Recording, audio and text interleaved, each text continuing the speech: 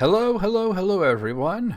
My name is John Sierra, and I'm a Tolkien scholar, and that means that I'm the kind of guy that you can come to ask any sort of question about The Hobbit, or The Lord of the Rings, or The Silmarillion, or any of the works of J.R.R. Tolkien. I've been studying Tolkien for literal decades. I've been reading Tolkien for even longer, ever since I was a young boy in the late 80s. And, that's when the mid 80s is right around when I first read the Hobbit. It was one of the first fantasy. It was the first fantasy book that I ever remember reading. I remember reading a lot of. Obviously, there was a lot of children's books in there, but I remember I was a quick reader, and I remember reading a lot of science fiction stuff. But then once I got The Hobbit, it was sort of like, boom, here we go, The Hobbit. And then The Lord of the Rings when I was around 12 years old, and, from there on. So, I've been studying these works for a really long time and just going over and over and over and looking at the deeper themes, the linguistics, all that cool stuff. So if you want to ask a question, you can go ahead and ask a question right there in the comment section, of course, and I'll answer it when I can. But if you want to be featured in a video, and this is new, there's two ways that I'm going to do this now. The first way is the normal way, which is through a website called Quora. So Quora is a knowledge-sharing platform where you can ask any sort of question and have people with relevant knowledge or expertise or experience answer your question. And there is a link to my Quora account right in the description of this video, as well as my Quora space, The Grey Havens. And you can ask there. You can literally go to my account and click Ask a Question. Or if you happen to ask any sort of question about the works of Tolkien on Quora, you're going to be given a list of people to specifically ask it of. My name will be at or near the top of that list, and you can get me that way. But now I noticed that there's a new feature on YouTube where viewers can post things to the community tab. And I talked about this on a stream not so super long ago. And so if you want to submit a question, but you don't want to deal with Quora, you don't want to make an account, even though it's very, very easy, or you're just already on YouTube and you want to submit it there to be featured in a video. And I'm not saying that every question submitted these ways will be featured in a video, but there's a chance of it.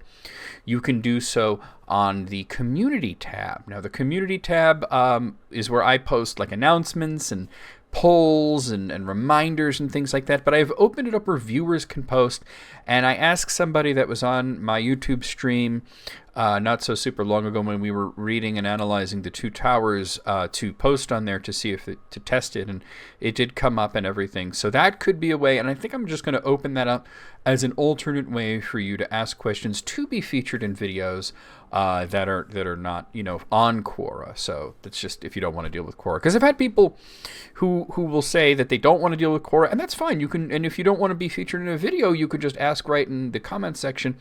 But we're just trying to drive engagement here. So the only thing is that do me a favor, if you do submit a question the new way through the YouTube community tab, just leave me a comment and say, hey, I submitted a question, just so that I see that, because I don't get alerted. I have to go looking for those. It's a new sort of feature that I noticed when I was in there, and we're going to be enabling this in sort of an experimental way. Speaking of driving engagement and everything, like the video, comment on the video even if you have nothing to say, just say hi or give a thumbs up or whatever. And also subscribe to the channel if you haven't already. We're very close to 2,400 subscribers as of right now. We'll probably reach it by the time the video actually goes up, though. So we're really getting there. We're really moving on up that hill. So for today's reading, I usually try to pick something that's relevant to one or more of the questions that were asked, but this time I decided to I was drawn towards Unfinished Tales.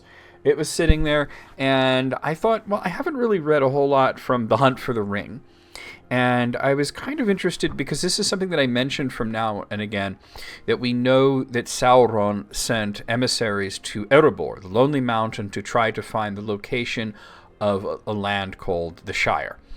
And he didn't get information that way. Basically, the king there, Dane the Second Ironfoot, told him, well, I'll have to think about your proposal, and just sort of stonewalled him, So, how did he actually find out about the Shire and where it is located? Well, we know how he found out about the Shire. He found that out from Gollum. But the location actually came from Grima Wormtongue, And that information, I mention it occasionally, and people go, where is that from? I haven't read that. And it's actually because it's in Unfinished Tales, and it's in the story The Hunt for the Ring. So I'm going to read a little bit about the section where they would find out that information here.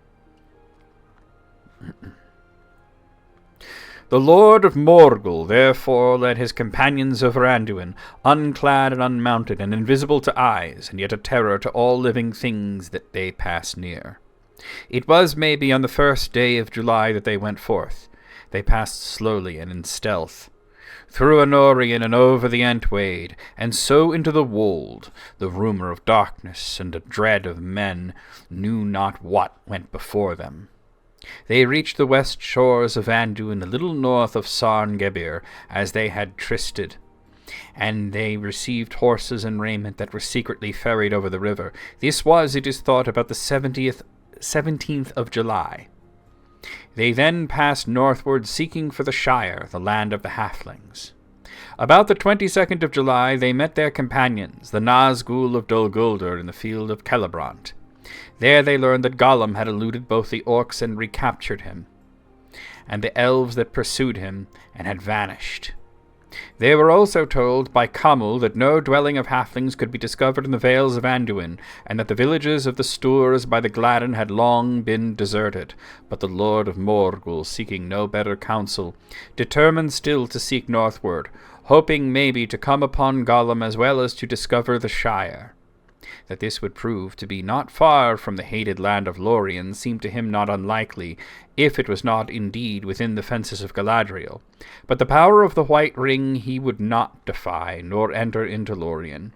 Passing therefore between Lorien and the mountains of the Nine, the Nine rode ever into the north, and terror went before them and lingered behind them. But they did not find what they sought, nor learn any news that availed them. At length they returned, but the summer was now far waned, and the wrath and fear of Sauron was mounting.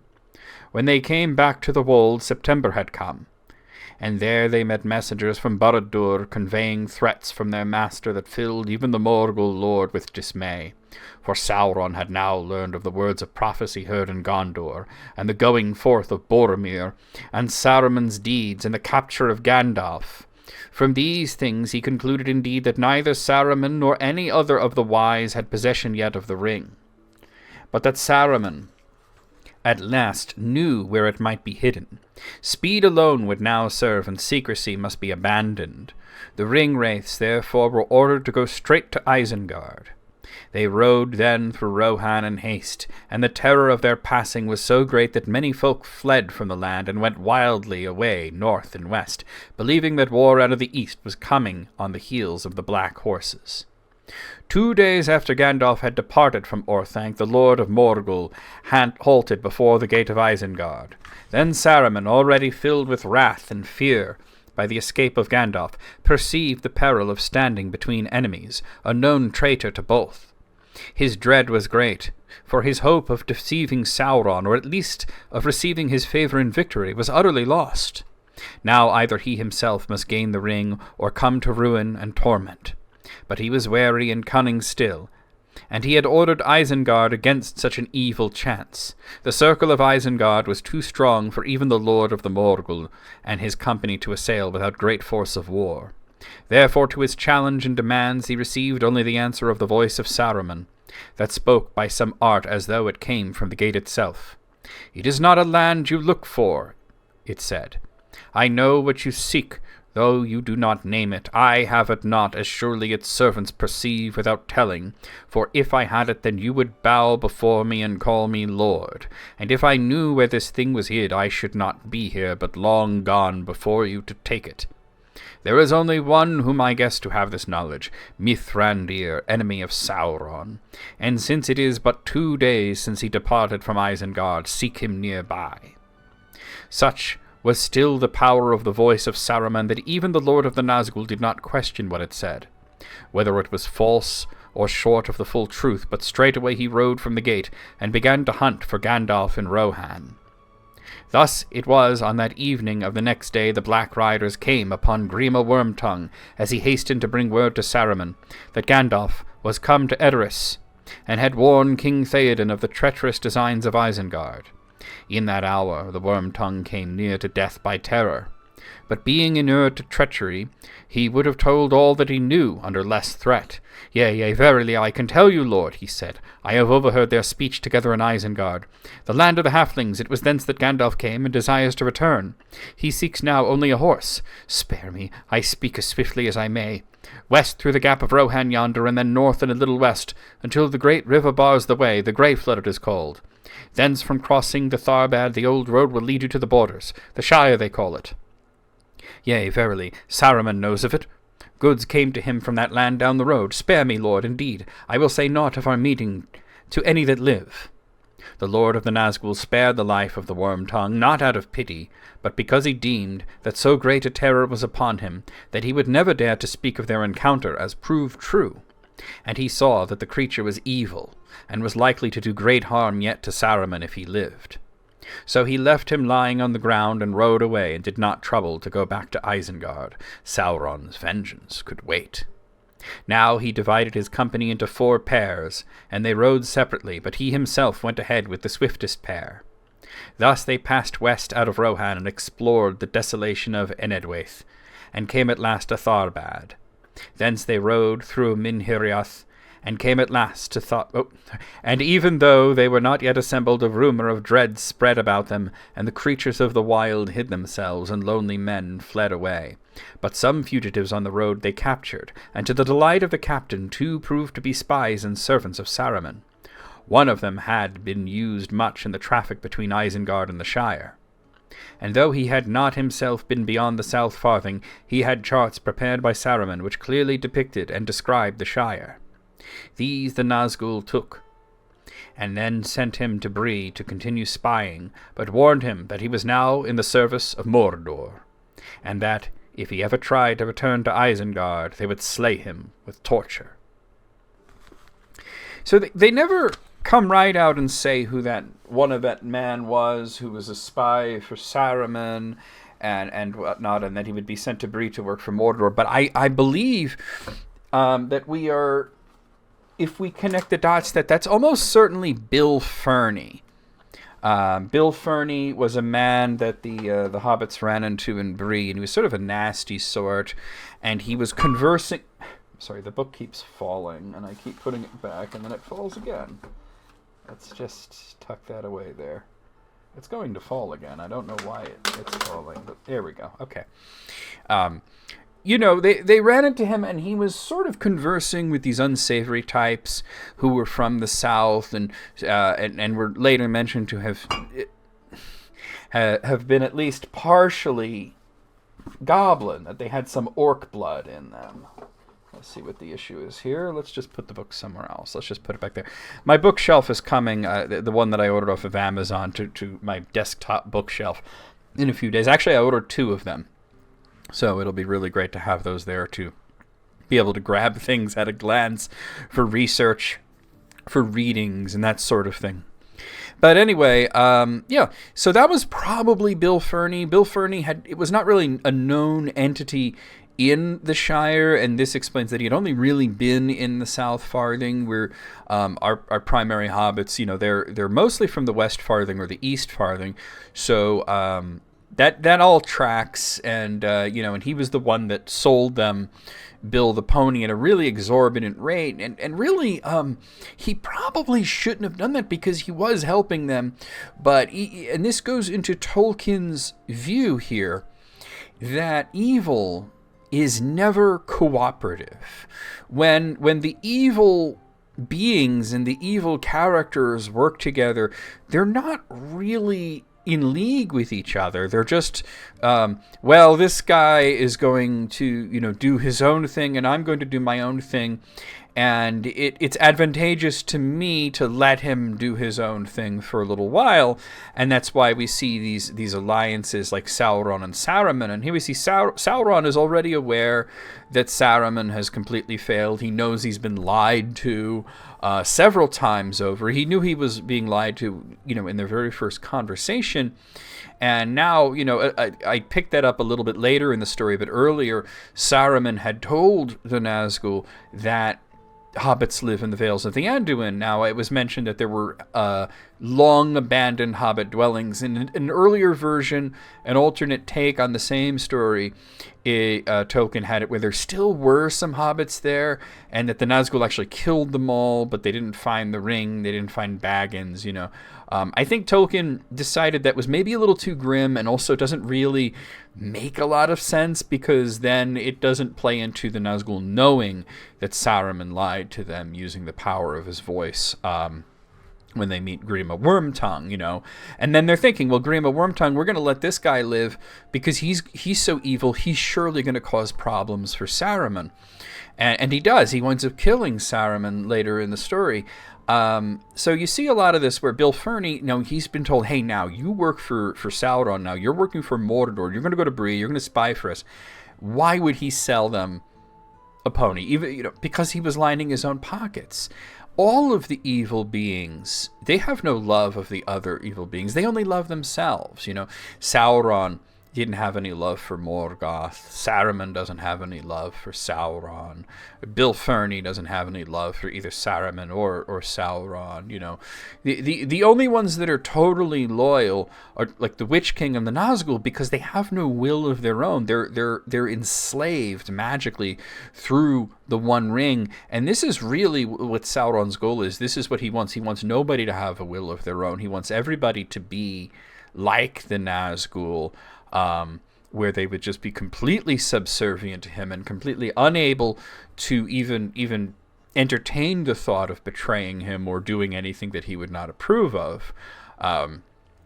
You know, of course, that's not realistic. He can't make he can't make so many rings of power and make every single person in the world wear them and have the One Ring and control everybody. But if he controls very powerful people, he can, you know, sort of filter it down through fear and domination, you know, which is what we see. But yeah, I believe that man that they found, or one of the men that they found, was probably Bill Ferny from Bree. It just makes sense to me. Tolkien has a way of telling you things without telling you things, such as, you know, the story of Thranduil. They don't mention Thranduil is Aragorn. You have to go to the index to see that Thranduil is Aragorn and that you're reading about a young Aragorn. Anyway, we do have 10 questions to get to, so let's get to them. We're going to start right now with your first question.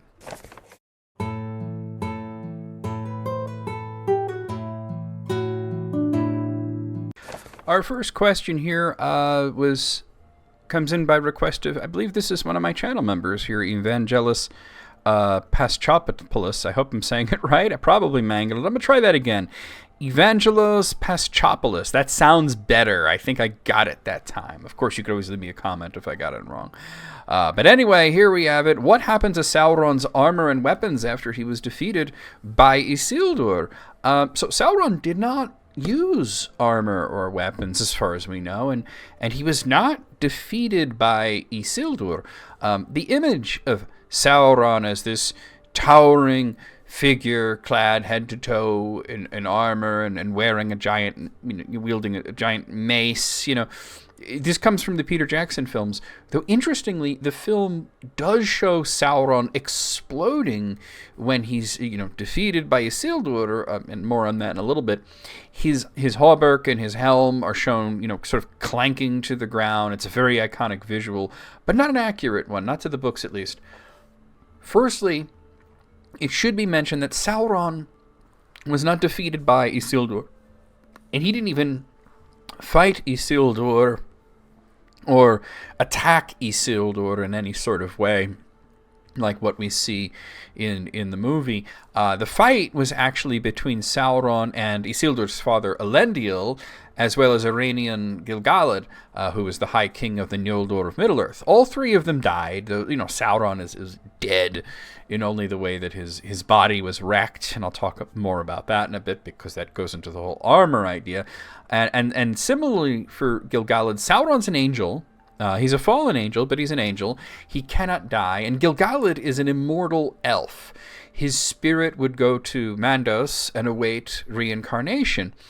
Isildur took one of the broken halves of his father's sword, Narsil, did not splinter into a whole bunch of fragments like we saw in the movie, but it was actually just broken clean in half, and he used it to cut off Sauron's finger, which separated him from the ring. But he wasn't fighting or anything. Sauron was sort of just laying, sort of dead on the ground at this point. Sauron's spirit left his body, and his body withered, meaning it just sort of wasted away to nothing. No clothes would be left because Sauron did not wear clothes. His body was his clothes. The way that Tolkien explained it is that the Ainur, that's the angels, are spiritual beings by their nature, and they clad themselves in something called a fana, which is to say a visible body, so that they could be seen by people, because people generally can't see spirits. There's some exceptions to that, of course, but generally speaking, most people can't see spirits, so they wear a fana. They can cast aside this body just as you can cast aside your clothes. You could take your clothes off and you're still one entire person. So, in other words, all of Sauron's physical form was just a suit that he wears that vanished after he fled. It wasn't real. So, if he appeared armored, which may or may not be the case, this wasn't something that he put on because he wanted to be protected or anything like that. It was a form that he chose to intimidate. Now, you did mention weapons, so let's talk about that. Sauron didn't really use weapons. The only weapon that he had and the only weapon that he needed was his bare hands. He's described as having a burning touch. This is why the letters on the One Ring were visible for a while after it was cut from him. They were lit up from the heat of his hand. He used his hands to burn his opponents. And Gil-galad, for example, was gruesomely described as being burned to death by Sauron, grasping his neck. Gollum also described Sauron's touch as being painful, and he bore the scars of the torture that he suffered at the four-fingered black hand of Sauron. This is important as the fact that nothing was left save for the ring, so the elves and the men, they thought Sauron's gone for good.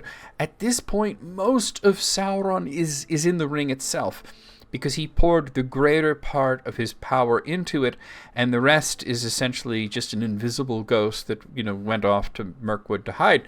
Sauron doesn't need the ring to make himself a new body, but he did lay low for a while before he made one, and he eventually emerged as the necromancer. All right, let's move on to the next question.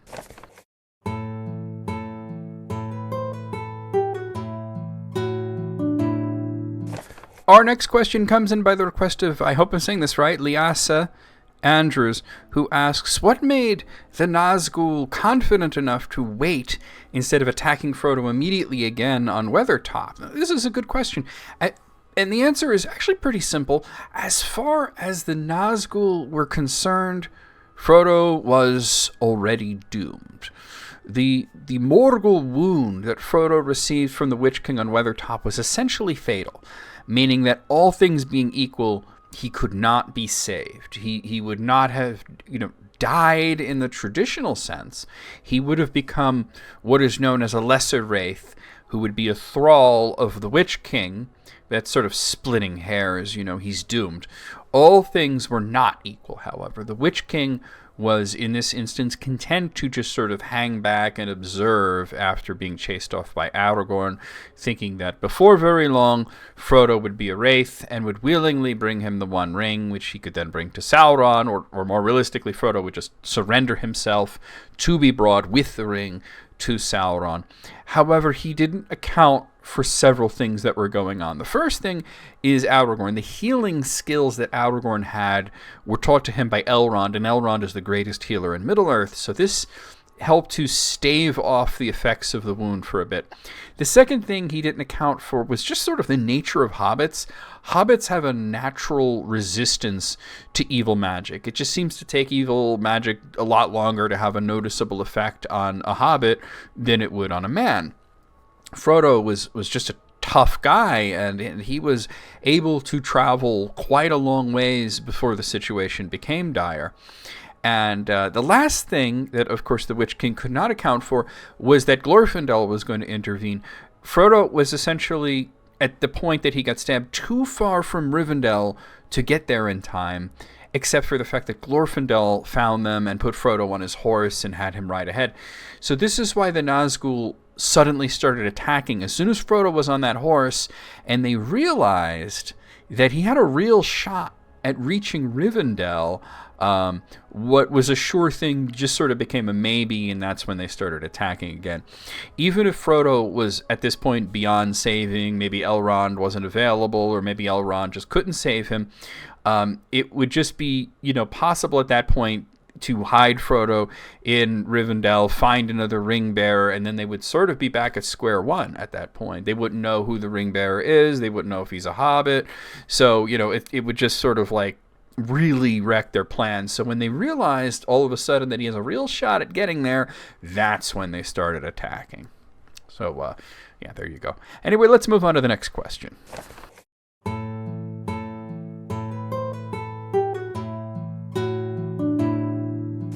Our next question comes in from Norma. I'm not saying the last name because it turns it into sort of a lewd pun. Use your imagination on that one. I think that's on purpose, but we'll just say Norma, who asks me, did the spiders in Mirkwood speak because of Sauron's influence or because Bilbo had the ring? So neither of those things caused the spiders to speak, but the ring caused Bilbo to be able to understand them.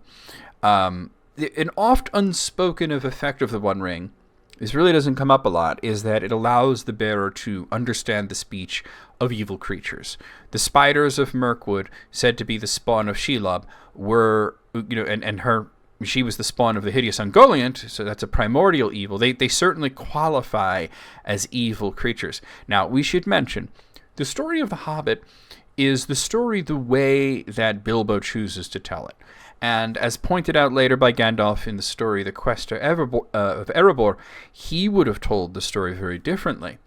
Bilbo makes a lot of things up to make the story better because he's writing a story based on his adventures, not a diary, not a chronicle, certainly not a history. So when we examine certain things that seem incongruous with The Lord of the Rings or with the Silmarillion, we can assume at least that some of it is just Bilbo being whimsical and telling, a story. One such example is, we're going to talk about the 3 trolls that Bilbo encounters in the 2nd chapter, Roast Mutton. Now, do I believe that Bilbo actually encountered 3 trolls and that they were turned to stone? Of course I do, yes.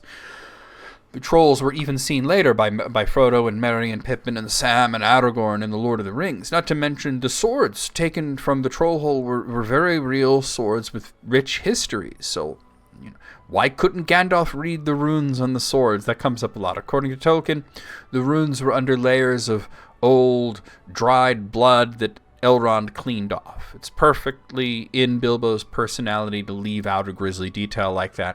But I do believe that the trolls all spoke, but did they have very English-sounding names, with one even having a full name of William Huggins? Ridiculous. Pure Bilbo, taking what was a very scary part of the adventure and making it a bit less scary by giving the trolls speech and personality that the people that he's telling the story to, which would be young hobbits, could relate to. Trolls can speak, we know that, and some may even speak the common speech, but their matter of personality, in The Hobbit at least, is something that Bilbo chose to imprint upon them, and he certainly came up with the names.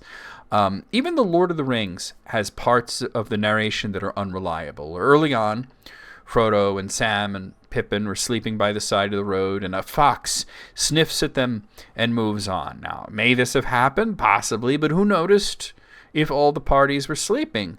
Who read the fox's thoughts and wrote them down? Frodo's tale is more reliable, but it's still not fully reliable. That being said, the idea that wearing the ring lets you understand the speech of evil creatures may have some merit to it. Sam discovered the same thing when rescuing Frodo from Cirith Ungol. However, even this could be argued against. You could say that, orcs just generally speak the common speech at all times because they have a lot of, different cultures and dialects, so it's easier. After all, Frodo and Sam, neither of them were wearing the ring when they were later captured and, forced to march with the orcs. The statement, where there's a whip, there's a will, comes through perfectly to them. But we know the spiders have the capacity for language. Ungoliant spoke to Morgoth. We don't know who recorded the conversation. It was likely something relayed to the elves by the likes of, say, Ulmo, who is present wherever there is water. And Shelob, well, we never hear of her speaking, video games with humanoid Shelob notwithstanding, but she had the capacity to understand Gollum. Her children in Mirkwood could understand Bilbo, and Bilbo could understand them, I should say. I believe Bilbo, when he heard the word sting, and then he decided to name his sword that because they described his sword as a sting.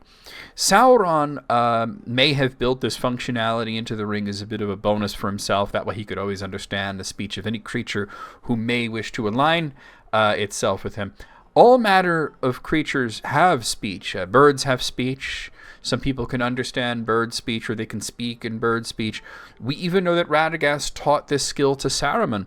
So the spiders speak in, some sort of way, and the ring is like, the computer in Star Trek that, gives you the instant translation, just that it only works with evil creatures. All right, let's move on to the next question.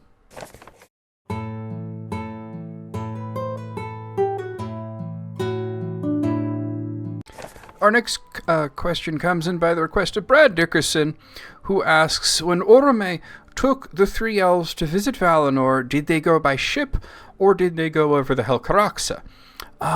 So we were talking, of course, about the ambassadors of the Quendi, and I think they probably just sort of rode shotgun with Oromë, so to speak. In the passages that mentioned Oromë taking the 3 ambassadors of the Quendi of the elves, to the Undying Lands and then back, the route taken is not mentioned. However, there's an earlier passage that gives us a very big hint here. I'm going to read you that passage from the Silmarillion.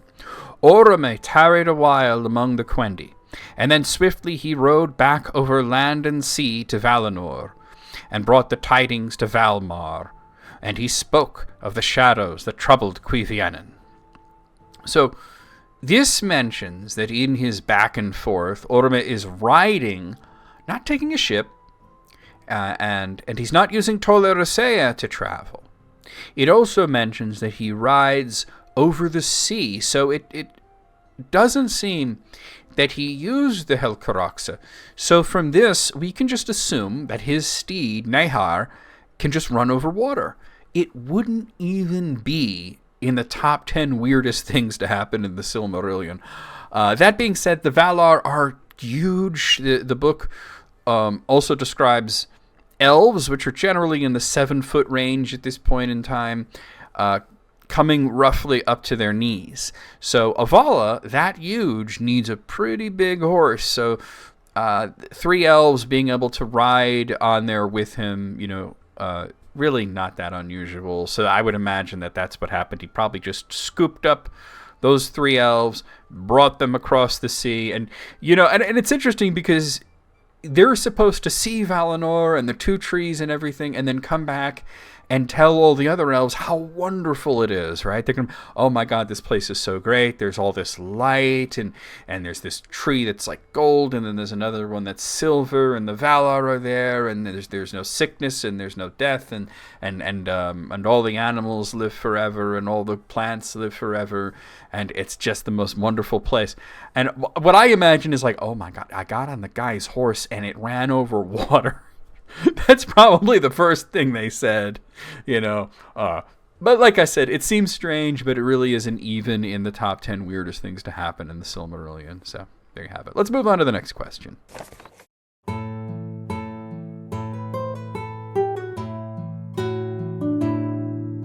Our next question comes in by the request of Michael Brand, who asks, why didn't Thranduil take the key and map from Thorin when he had him imprisoned? Well, Thorin wasn't searched at all, really. I mean, he was relieved of his sword, but that's it. He was not meant to be a long-term prisoner, so Thranduil had no idea that the map and the key were there.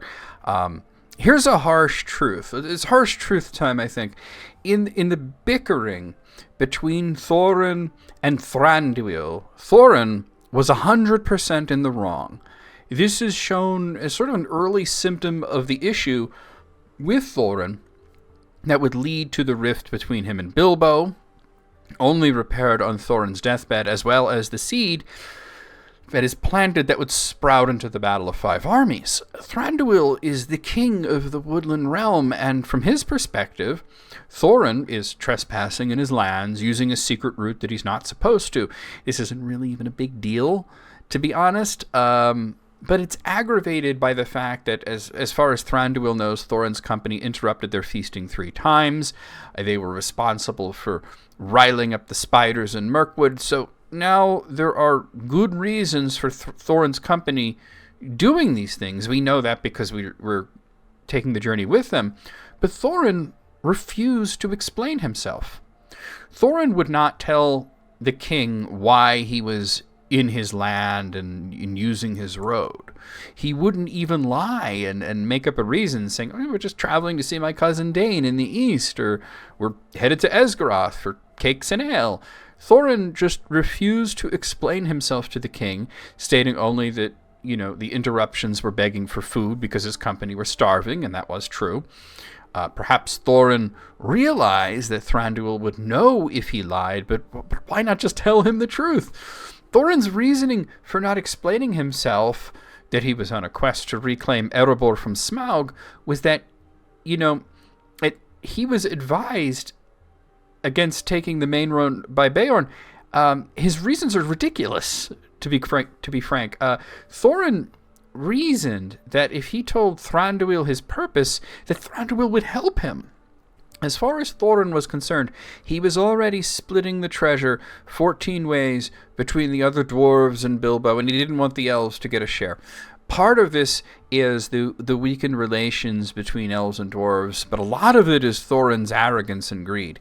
He is a king in exile, and as far as he's concerned, he doesn't need to answer any questions that he doesn't wish to, even if it's another king whose realm he is in without leave asking him those questions.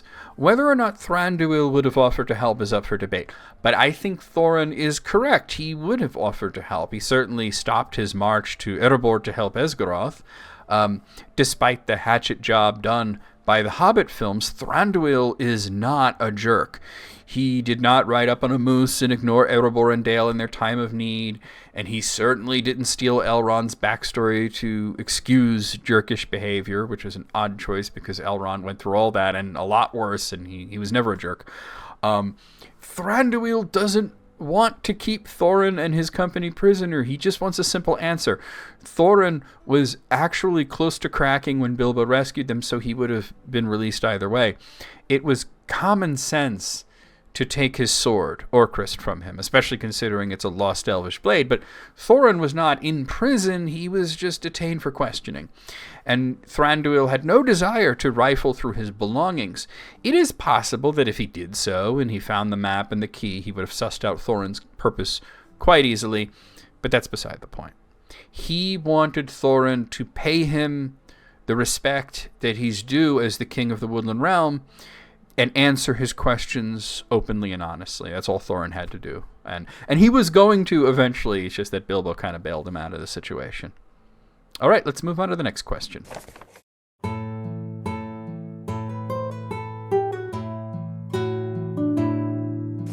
Our next question comes in by the request of Daniel Reese, who asks, were the lesser rings also bound to the One Ring the same way that the 19 great rings were? Could the wearer of a lesser ring also be dominated by Sauron? Now, this is something that's really interesting because it's fully unknown. There is almost no information about the lesser rings out there, but I'm inclined to just answer both of the questions with a yes. The entirety of the actual knowledge that we have of the lesser rings is as follows. They exist. That's pretty much it. Gandalf mentions that they were essays in the craft, which is not a whole lot to go on. They were essentially practice rings that the elves made. They were a little more than trinkets without any serious magic. When Gandalf discovered Bilbo had a magic ring, he was concerned. partly about the whole magic ring thing, and partly because Bilbo is a very, normally a very honest person, and he lied about having the ring, and then when he admitted to having the ring, he lied about the way that he received the ring. Gandalf hoped that it was one of those lesser rings, but feared that it was one of the greater rings, the 19 Rings of Power. He also harbored a fear that it could even be the One Ring. Now, Saruman dispelled his fear over it being the one, but he still was curious about it. So this led to the long series of events that eventually led to him realizing that, Saruman's full of it, and Bilbo actually had the One Ring, or rather, at this point, Frodo has the One Ring. We don't know when the Lesser Rings were created. Were they the first attempts that the elves made when Sauron, under the guise of Anatar, taught them ringcraft, or did they make these rings on their own before he arrived, and then he taught them how to do it right? If they were created with Sauron's method, I would assume that they would be subservient to the One. The reason is simple. It is the One Ring to rule them all, not the One Ring to rule specific rings. This is why even the 3 that were created after Anatar's departure and without his input or his touch were still subservient to the One. If they were created beforehand, they probably would be exempt, much like, Saruman's ring was probably not beholden to the One. But I don't believe that they were created beforehand. The wording in the Silmarillion cements this, in my opinion, as it is said that Sauron taught them many things, not just how to make rings. So it's not like they were trying something and he came along and said, here's how you can do that thing better. He taught them a lot of things, and the rings were just what was important. Most damning of all is this line that I'm going to read you from the Silmarillion. Now the elves made many rings, but secretly Sauron made one ring to rule all the others, and their power was bound up with it, to be subject wholly to it, and to last only so long as it too should last. This specific wording, many rings, not 19 rings, not 16 rings, but many rings, and rule all the others. This gives us the strongest nudge that the lesser rings would in fact be subject to the One if they were used. The fact that they were considered trinkets, though, makes us think that they probably weren't going to be used. So they were probably just played with for a little while and then tossed in a drawer somewhere, and then they got serious about it. So they probably weren't worn. That's probably why they're not in the story. We don't even know how many there were. There could have been a lot of them. There could have been only a few of them. When you really stop to think about it, they're basically prototypes. And sometimes there can be a whole lot of prototypes, and sometimes there's only like 1 or 2, so we really don't know. Anyway, let's move on to the next question.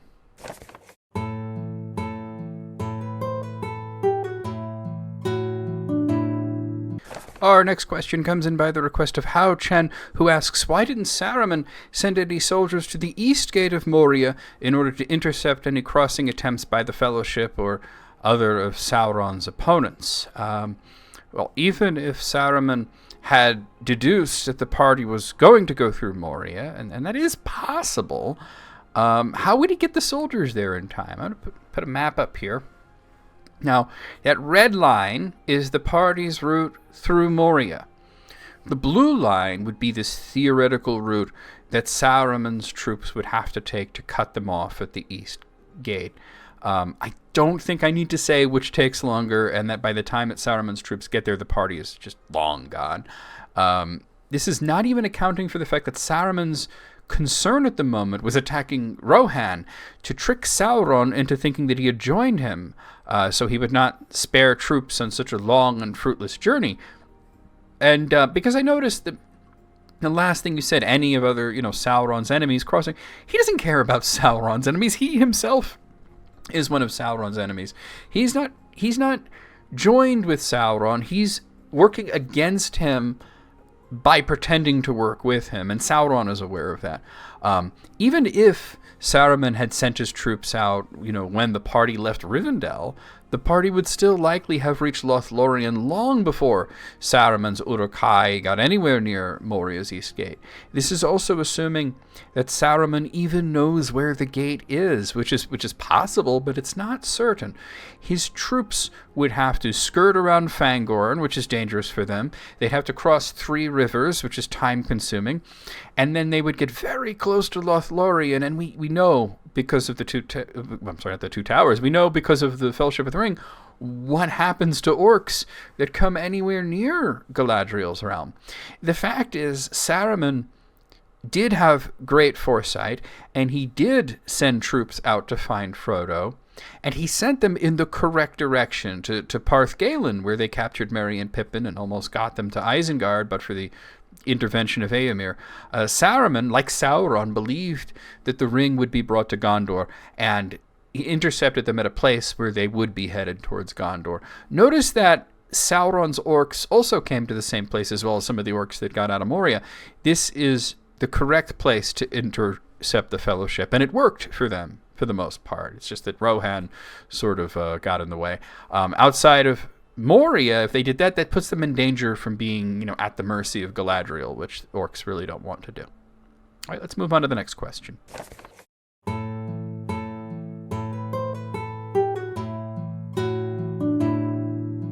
So the next question is actually from the same person, Houchen, and it's sort of a similar sort of idea here. Could elves or dwarves have placed a permanent garrison near Moria's east gate following the events of The Hobbit in order to prevent hostile forces from using the mines? So this is a little different. Elves and dwarves instead of Saruman, and instead of preventing people from coming through, just prevent, sort of evil creatures from using these mines. The question really shouldn't be so much could they do this, but why would they do this? Of course, anybody could have placed a permanent or a semi-permanent garrison there to prevent anyone from using Moria as a mine, but who would do so and why? The evil element was already in Moria. We could say that it might choke off the supply of mithril to Mordor, but the fact is that no one had the attitude of thinking that Moria was their problem. Before Balin, the last dwarf to have a go at investigating Moria was Thror, who got beheaded by an orc named Azog, who carved his name into Thror's head and tossed it out with a few coins. He had dismissed Thror as a beggar. This led to a great battle and a lot of loss of life, even if Azog was eventually slain. Dain the Second Ironfoot saw the Balrog at this point, and he warned the dwarves, most especially Thrain, who is Thror's son, that Moria should be off-limits to the dwarves. When Balin wanted to do his expedition, at this point, Dain II is now the king, and Balin essentially acted against the king's orders. Even the outside of Moria was not safe because of the Watcher in the Water, which ate Ori. Essentially, though, they used, Moria as a battle cry. The dwarves were not yet at a point where they were concerning themselves with Moria, and they would not be until both Durin's Bane and Sauron were gone. As for the elves, the remaining elves mostly thought of Moria as sort of a bad neighborhood, and it's reflected on the elves that were, in a friendship with the dwarves, Celebrimbor and the people of Eregion, that they thought of them as sort of these fools who lost their lives for living so close to the dwarves. Which isn't true, but that's the way some of them thought. Orifer, who was Thranduil's father, had moved to the north of Mirkwood because he didn't like the bad element of Lothlorien elves and dwarves nearby. Galadriel was always a good friend to the dwarves, but her husband Celeborn had a very different view. In The Lord of the Rings, when he found out that Gandalf fell in a battle with a Balrog, he goes on this sort of racist tear about how Gandalf basically deserved it for walking through a bad neighborhood. After he got it out of his system, he calmed down. Galadriel's kinder words shine through, and Celeborn was a lot nicer after that. So the elves generally would have no reason to try to be anywhere near Moria, and after the events of The Hobbit, the dwarves were under a king who forbade them to go anywhere near Moria. And certainly, Gondor, they have their own problems. Rohan has their own problems. The people up in Bree are not exactly concerned with this. Nobody's really thinking that it's their problem. is what I'm getting at. All right, let's move on to the next question.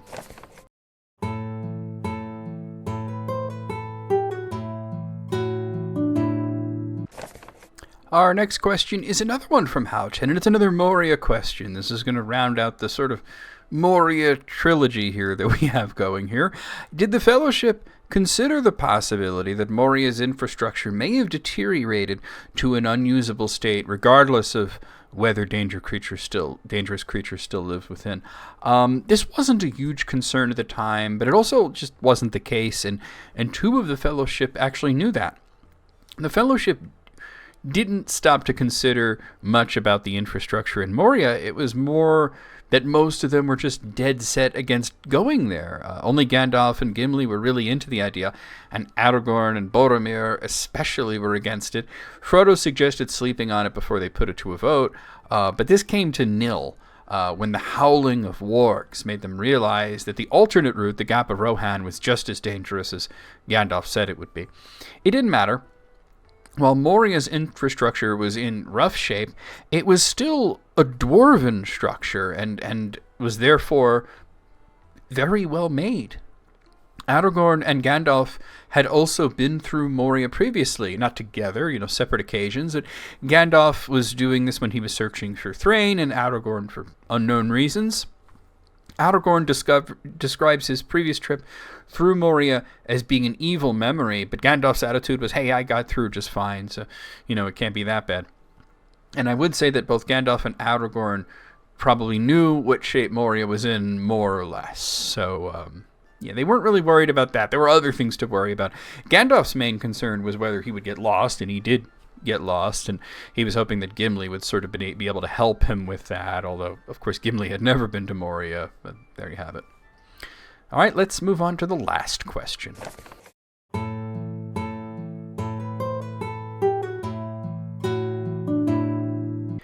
Our final question of the day comes in by the request of Franciscus, who asks, what is the origin of the wild men of Druadan Forest, the people of Gan-Burigan?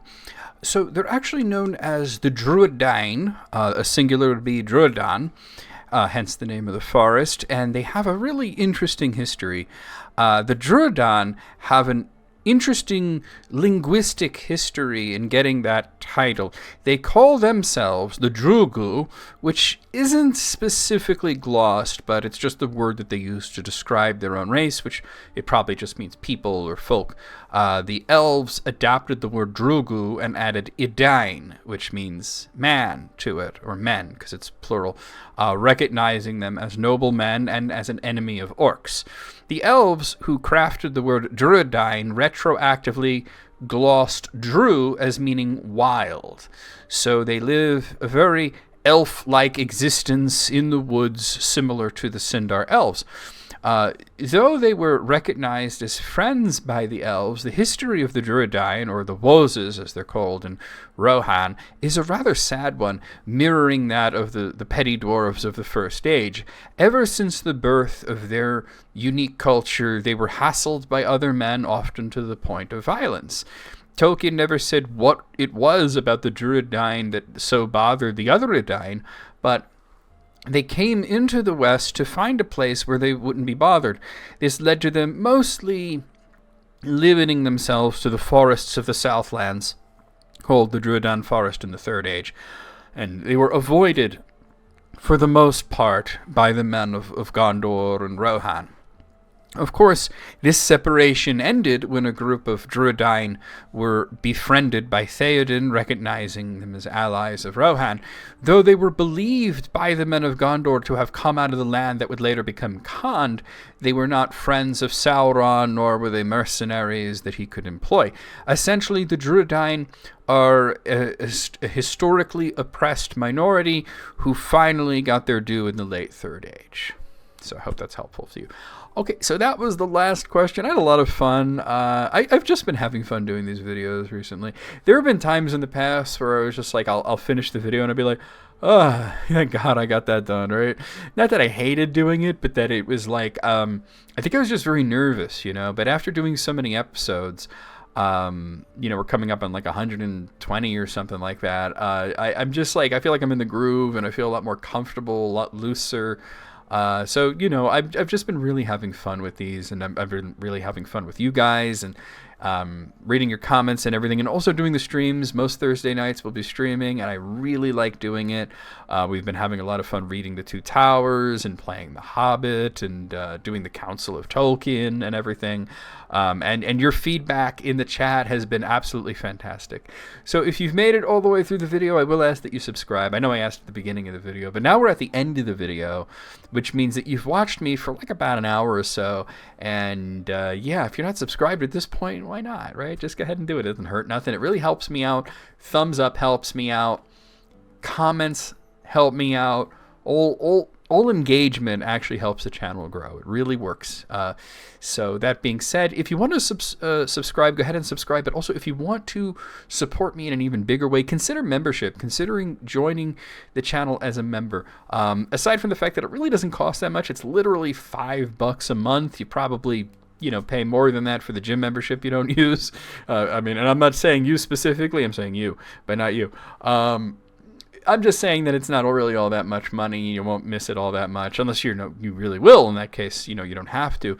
But it helps me out a great deal and helps me do things to help upgrade the whole situation here. Like I mentioned here, my whole situation over here is a mess. I'm disgusted by it. There's books piled all over the place. I try to organize them, but then I have to pull one out, and they get disorganized really easily. I'm constantly doing research. I'm constantly pulling books out. So I ordered myself some nice little shelves that can sit on the desk, and you know, and that's something that, you know, costs quite a bit of money. So and I was able to do that because of the support of you guys. Really, that's what it comes down to. So I put a lot of the money right back into the channel, and you get a little bit yourself because you get to see all the videos early. Some videos, like this video, you get to see a week early. Some videos you get to see more than a week early, and that's really cool. You also get a special badge, which is the Gandalf G rune on your profile when you're in streams and when you leave comments and such, and you get some emotes that you can use both in comments and in stream chat and whatnot. And like I said, it's just a cool thing that can help me. If you can't do it, that's fine too, but just say consider it. It really does help me out. I'll see you guys next time.